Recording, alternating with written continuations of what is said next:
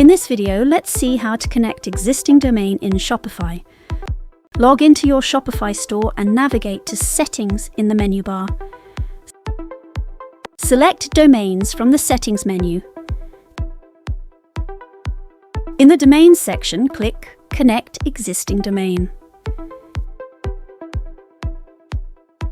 Enter the domain name in the provided field in the modal. Click Next in the modal to proceed. After that, log into your domain provider and update the DNS settings. Set the A record to Shopify's IP address 23.227.38.65. Set the CNAME record for www to shops.myshopify.com. After updating, go back to Shopify and click Verify Connection. Once verified, your domain will be connected to your Shopify store.